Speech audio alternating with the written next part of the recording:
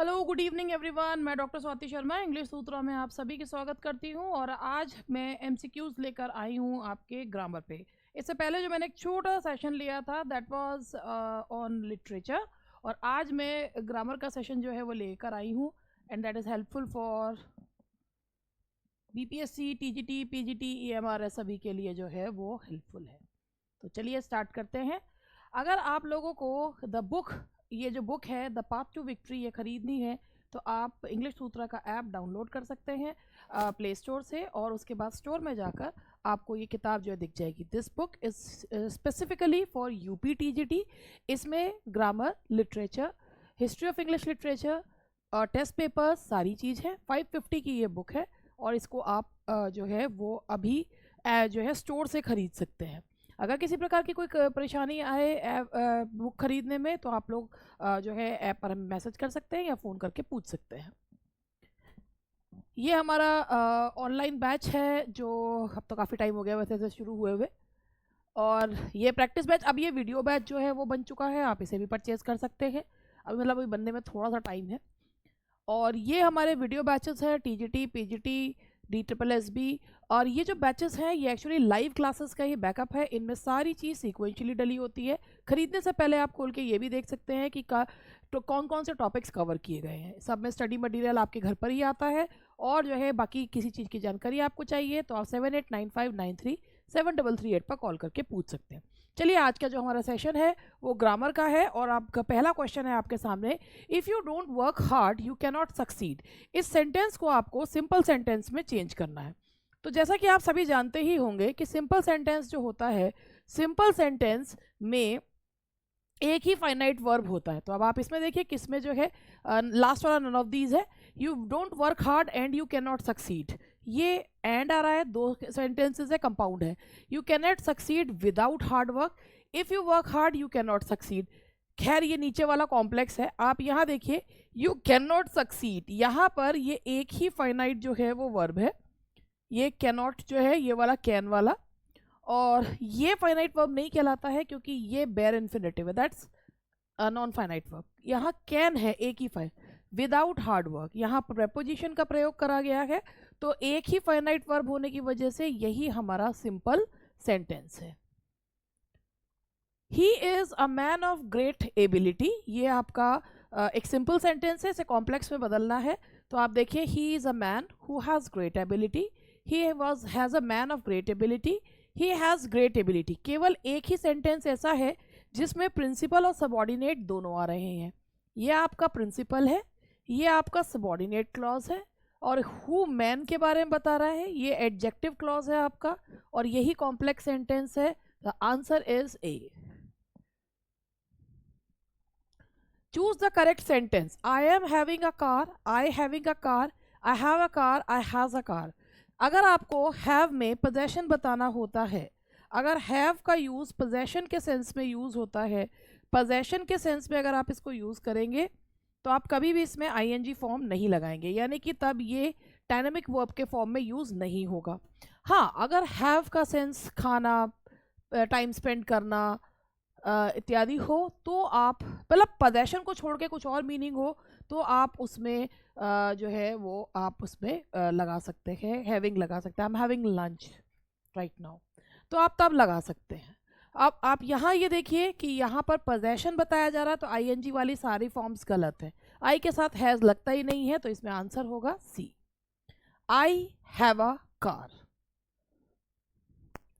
When I see him he write a letter, use the correct tense। अब आप इसमें sentence में देखिए कि ऑप्शंस में क्या क्या दे रखा है, saw, wrote, seeing, writing, seeing, wrote, saw, was writing. पहली बात सीइंग वाला गलत हो जाएगा क्योंकि ये एक स्टैटिक वर्ब है, तो आप इसको हटा दीजिए। तो मैंने जब उसे देखा तो वह लेटर लिख रहा था, यानी कि किसी अंतराल में जब दो काम हुए हो तो जो काम कंटिन्यूड हो वहाँ पास्ट कंटिन्यूस, और जो उस समय ख़त्म हो जाए वहाँ पास्ट इंडेफिनिट लगाते हैं। तो जब देखा तो वो पार्ट ख़त्म हो गया, जो कंटिन्यूड था वो लेटर लिखना था। तो when I saw him he was writing a letter, तो आंसर होगा डी। ठीक है जी। Choose the correct sentence. He came back yesterday, he has come back yesterday. He is coming back yesterday. आपको पता है कि टाइम एंड टेंस का टेंस जो होता है वर्ब फॉर्म को कहा जाता है। टाइम एंड टेंस क्यों बोलते हैं? क्योंकि टाइम से हम टेंस को वर्ब फॉर्म को लगाते हैं, टाइम से हम वर्ब फॉर्म को लगाते हैं। अब आप एक चीज़ देखिए, यहाँ टाइम फॉर्म दे रखा है, अगर ये नहीं दे रखा होता तो ये भी ठीक था, ये भी ठीक था, और ही कम्स बैक, सारे ठीक थे अगर यस्टरडे ना लगा होता। तो यस्टरडे टाइम है तो उसके हिसाब से हमें टेंस लगाना है, उसके हिसाब से हमें वर्ब लगाना है। तो यस्टरडे के हिसाब से क्या होगा? Past indefinite tense. तो ये आएगा he came back. Time and tense का मतलब समझिए, tense is the form of verb. Tense means form of verb. How do you use verbs? And verbs are used according to time. अगर time का वो नहीं है तो सारे टेंस सब वर्ब फॉर्म सही है। Pick the word related to voting in an election. अब आप यहाँ पर ये देखिए कि जो इलेक्शन से संबंधित है उसके लिए कौन सा वर्ड जो है वो आना चाहिए।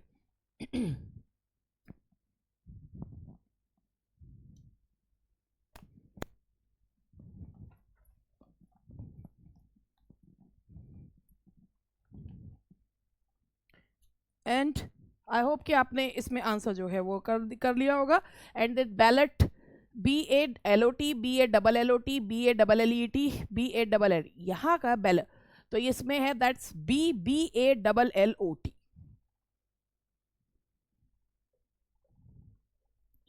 तो ये स्पेलिंग का क्वेश्चन था। Now next question is, an entomologist studies the history of word, collect stamps, studies insects, collects coins. तो अब आप यहाँ पर ये देखिए कि क्या है इसका। एंटोमोलॉजिस्ट क्या करता है? एंटोमोलॉजिस्ट याद रखिए कि एंट इंसेक्ट से संबंधित, तो जहाँ पर भी इस्ट लगता है लॉजिस्ट तो स्टडी करने वाला। एंटोमोलॉजिस्ट हु स्टडीज इंसेक्ट्स, तो that is who studies insects, that is C, that is who studies insects.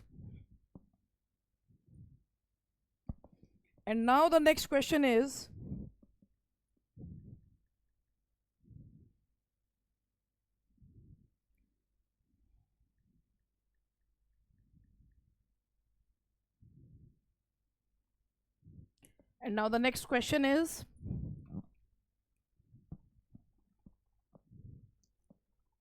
choose the wrongly spelt word, routine, accommodation, foreign, system।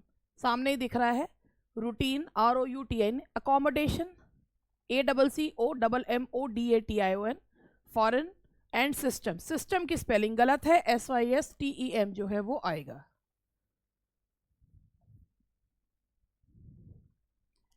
She spend 3 hours dash over the manuscript. अब इस वाले question को एक बार आप लोग ध्यान से जरूर देखिएगा कि इसमें क्या आना चाहिए। एक मैं इसमें आपको एक पॉइंट भी बताना चाहूँगी, ये नॉन फाइनाइट्स का पॉइंट है जो मैं आप लोगों के साथ शेयर करना चाहूँगी, और इसीलिए मैं अपनी किताबों को उलट पुलट कर रही हूँ, क्योंकि अब आप सोच रहे होंगे कि इनका इतना भी नहीं पता तो भैया है, लेकिन क्या करें फिर भी हमारा मन नहीं भरता। हमें किताबें इतनी पसंद है, अपनी इतना प्यार है किताबों से, जब तक उन्हें जो है देख नहीं लेते तब तक जो है वो मन सा नहीं मानता।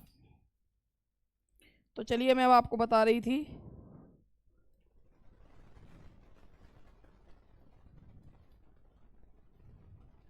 और मेरा जो पॉइंट था वो ये था कि अगर आपके सेंटेंस में स्पेंड या वेस्ट वर्ब्स आ रहे हैं, स्पेंड या वेस्ट वर्ब्स आ रहे हैं, और उसके बाद ये टाइम या जो है मनी का एक्सप्रेशन दिया हुआ हो, तो आपको उसके बाद प्रेजेंट पार्टिसिपल का यूज़ करना होता है। इसीलिए ये जितने भी वर्ड्स लिखे हुए हैं ना, आपको सारे प्रेजेंट पार्टिसिपल में ही लिखे हुए दिख रहे हैं, मगर इसमें होना क्या चाहिए ये आप बताइए।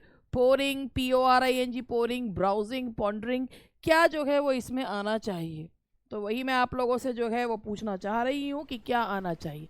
तो भैया इसमें पोरिंग आएगा, वर्ड PORING। क्यों आएगा? पोरिंग का मतलब है बहुत ध्यान से पढ़ना, that is she spend 3 hours pouring over the manuscript. जो मैंने आपको पॉइंट बताया, आई होप आप याद रखेंगे कि अगर स्पेंड और वेस्ट आ रहा है उसके साथ टाइम या मनी का कोई एक्सप्रेशन दिया हो तो आप प्रेजेंट पार्टिसिपल यूज करते हैं, और इसमें जो वर्ड आएगा that is pouring. When was the steam engine discovered, discover, invented, invent. तो भैया बात यह है कि जब कोई चीज पहले से पहले से हो और उसे खोजो तो डिस्कवर यूज होता है। जब कोई चीज़ नहीं है उसे नया बनाया जाए तो क्या होता है, इन्वेंट होता है। When was the steam engine, पहली बात यहाँ पर वॉज आ रहा है और किसी के द्वारा किया गया तो पैसिव वॉइस है, और जहाँ पैसिव आता है वहाँ पर पास्ट पार्टिसिपल या third form of verb use होता है। तो जब third form of verb use होगा तो क्या होगा, that will be C, invented. See that you dash for the meeting in time, will come, would come, should come. See that you, अब देखिए इसमें क्या होना चाहिए कि तुम सही समय पर पहुंचो, कि भाई किसी को एक जो है एक निर्देश दिया जा रहा है, see you should come for the meeting in time. तो ये हुआ हमारा नेक्स्ट जो है क्वेश्चन, और उसके बाद अब हम आगे बढ़ते हैं, और आगे हमारा क्वेश्चन है see that you come for the meeting in time, नहीं, see that you should come for the meeting, that you come for the meeting, भाई ये भी हो सकता है और ये भी है, यू शुड, नहीं इसमें कम आना चाहिए, शुड की जगह इसमें कम आना चाहिए, क्योंकि इसमें प्रेजेंट, निर्देश नहीं, present. C that you come for the meeting in time, किसी को निर्देश दिए जा रहे हैं, that you should come for the, तुम्हें आना चाहिए का सेंस नहीं है। वैसे निर्देश देने के लिए शुड का भी यूज किया जाता है, लेकिन जब दोनों ही दे रखे हैं तो सी that you come for the meeting in time का मतलब है कि आप सही समय पर मीटिंग में पहुंचे, तुम सही समय पर पहुंचो, तो इंडेफिनिट टेंस का यूज ज़्यादा है। वैसे तो हम इसको भी यूज कर सकते हैं, लेकिन यहाँ हम कम का यूज करेंगे। Now the next question is I dash to Mumbai recently। अब आप यहाँ पर ये देखिए, सबसे पहले यहाँ पर एक चीज सिंपल सा एक चीज देखिएगा, हैज हैव प्लस बीन का मतलब क्या होता है। हैज हैव प्लस बीन का मतलब होता है कहीं गए और वहां से लौट कर आ गए, तो आप लगाते हैं वहां पर हैज हैव प्लस बीन का यूज करते हैं। तो आप यहाँ पर है रिसेंटली आ रहा है, तो आपको यहाँ पर क्या यूज करना है, I have been to Mumbai recently, कि मैं अभी मुंबई होकर जो है वो आई हूँ, तो I have been to Mumbai recently, कहीं गए और जाकर वापस आए। रिसेंटली के साथ प्रेजेंट परफेक्ट टेंस का यूज किया जाता है। अब मैं आपको इसमें एक और पॉइंट बताना चाहूंगी, तो क्योंकि मुझे शौक है बड़ा बताने का, तो मैं ये भी जरूर बताना चाहूंगी। तो यही मैं अभी आपको ये वाला पॉइंट जो है, ये बड़ा अच्छा सा पॉइंट है ये।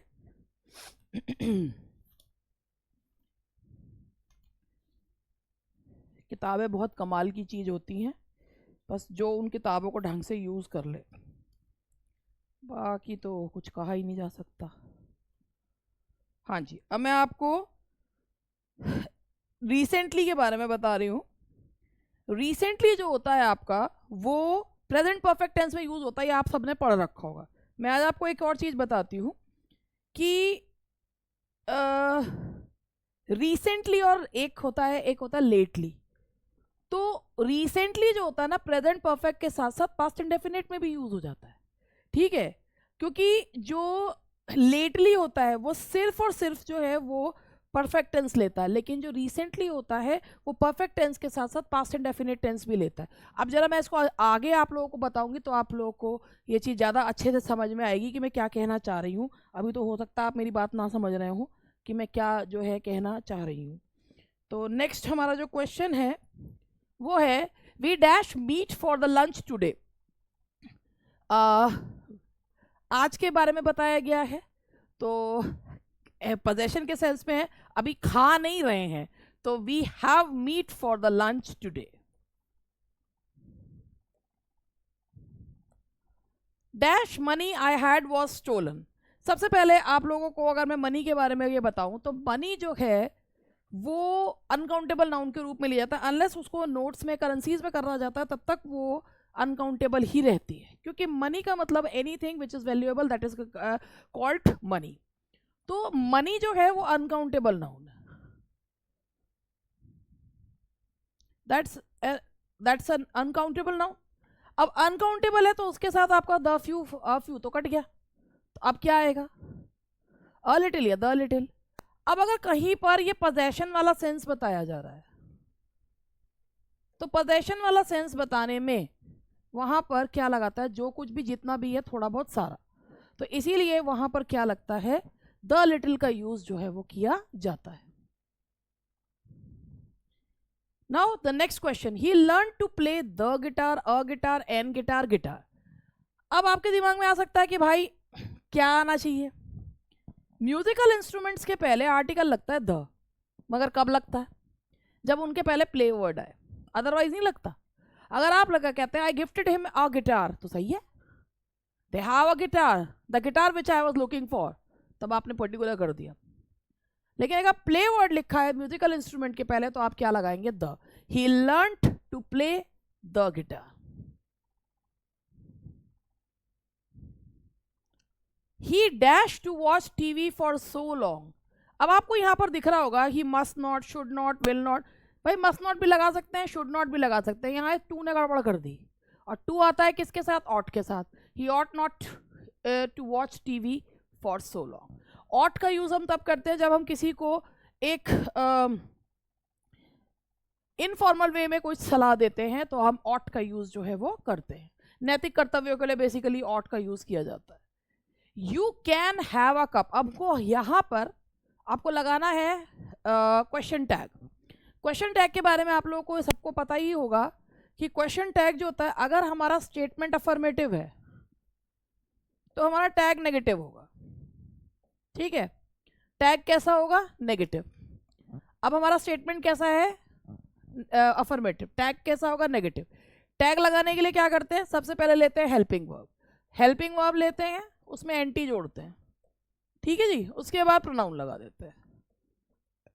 प्रोनाउन के अलावा कुछ नहीं लगाते। अब आप यहाँ देखिए, यहाँ पर जो हेल्पिंग वर्ब है वो क्या है? कैन। कैंट यू, तो यहाँ पर आएगा can't you.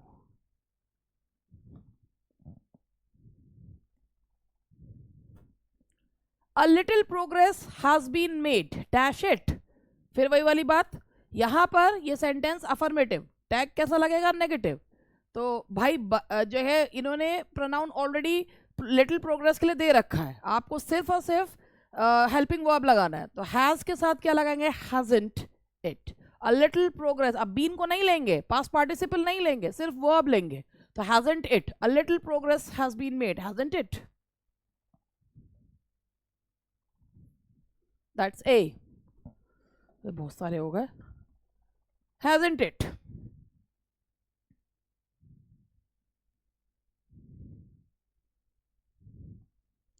Now the next question is, it is so dark, I dash, I can't see a nothing, I can see nothing, I could see nothing, I couldn't see। पहली बात, जो पहला वाला part है वो प्रेजेंट में है, तो आपके जो मॉडल भी यूज होगा वो प्रेजेंट वाला मॉडल यूज होगा, यानी कि कैन या कैंट। तो अब आप यहाँ पर ये देखिए, आई कांट सी एनीथिंग आएगा, नेगेटिव आ रहा है तो नथिंग नहीं लग सकता, एनीथिंग लगेगा।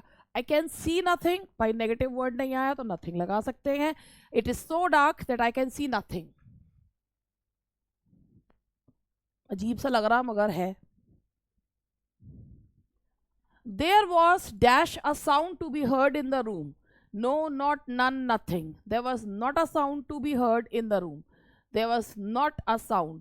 There was no a sound. There was none a sound. There was nothing a sound. यहाँ पर आएगा not a sound to be heard in the room.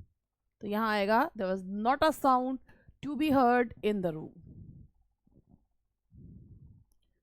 Dash less than 5 students have tried to solve this problem. अब less than जो है वो इसके बारे में कहा जाता है कि ये सिर्फ और सिर्फ अनकाउंटेबल के साथ यूज होता है। नहीं, संख्या दी हो तो भी लेस देन यूज करा जाता है। No less than 5 students have tried to solve this problem. No less than, no less than 5 students have tried to solve this question.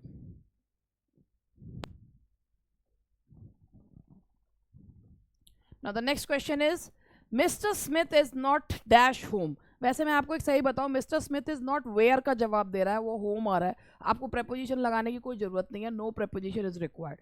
Mister Smith is not home, यहाँ home noun नहीं है। Mr Smith is not where home, home adverb है, तो आप इसको बिना preposition के भी यूज कर सकते हैं। और अगर mister Smith is not at home, ये एक पुराना यूसेज हो गया है, आप खाली उसको भी यूज कर सकते हैं। Mister Smith is not at home, ये भी लगाया जा सकता है। तब वहां होम नाउन बन जाएगा, otherwise it's an adverb. I did not see him, अभी मैंने आपको एक चीज बताई थी, अब यहां पर ये दो जो है ये आपके एडवर्ब्स आ गए हैं। I did not see him, अब लेटली लगाओगे कि रिसेंटली लगाओगे? तो मैंने अभी आपको एक चीज बताई थी, लेटली किस केवल परफेक्ट टेंस में यूज होता है, और रिसेंटली जो होता है वो परफेक्ट और पास्ट इंडेफिनेट दोनों में यूज जो है वो हो जाता है। तो अब आप इसको देखते हुए देखिए कि आई डिड नॉट, ये पास्ट इंडेफिनेट है, I did not see him recently. ये एक इंपॉर्टेंट पॉइंट है, चाहो तो नोट कर लो, नहीं तो कोई बात नहीं, नहीं है हमको तुम्हारी खोपड़ी बंदूक रख के थोड़ी ना कह रहे हैं, मनो कर लो ना तो कोई बात ना। As my bicycle was broken I borrow dash, अब यहां पर पोजेशन बताना है, मैंने जॉन की बाइक ले ली, तो वहां पे बाइसिकल लगाने की जरूरत नहीं है, जॉन्स, जॉन्स एपोस्ट्रोफी वो आप उसको हटा सकते हैं, जो वहां पर बाइसिकल वर्ड है उसको आप बिल्कुल वहां से हटा सकते हैं, जॉन्स।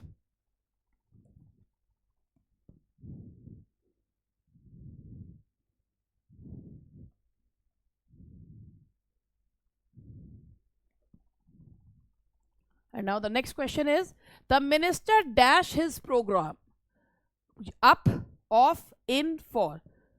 तो भाई किसी चीज को टाल देना, पोस्टपोन कर देने को बोला जाता है called off. The minister called off his programme, that is B.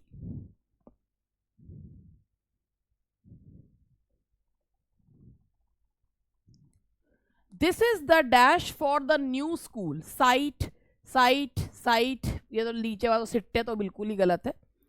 Site जो होता है ये वाला, ये किसी जगह का जो जगह है उसको बोला जाता है साइट, दृष्टि को, एंड साइट को एग्जाम्पल वगैरह को कोट करने के लिए कहा जाता है।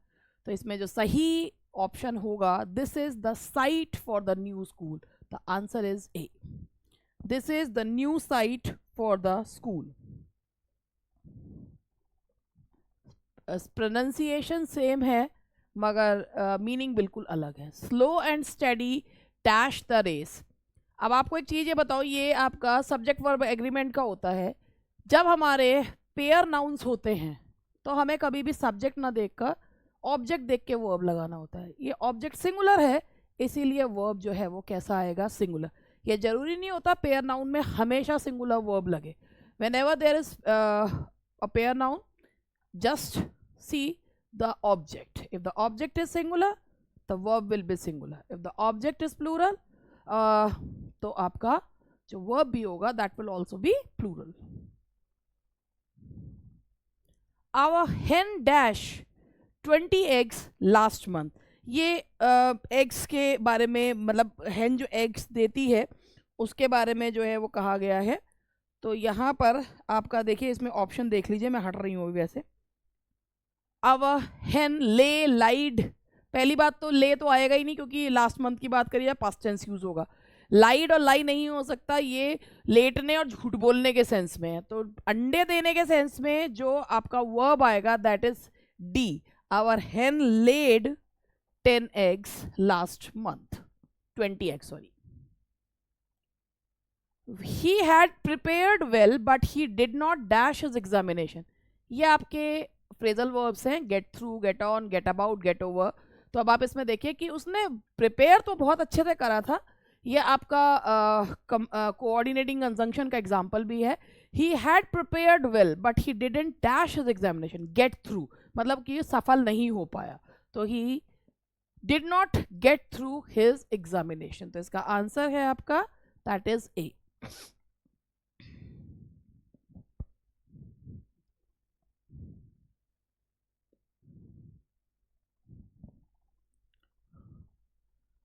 The speaker dash talking for an hour in spite of the audience being impatient.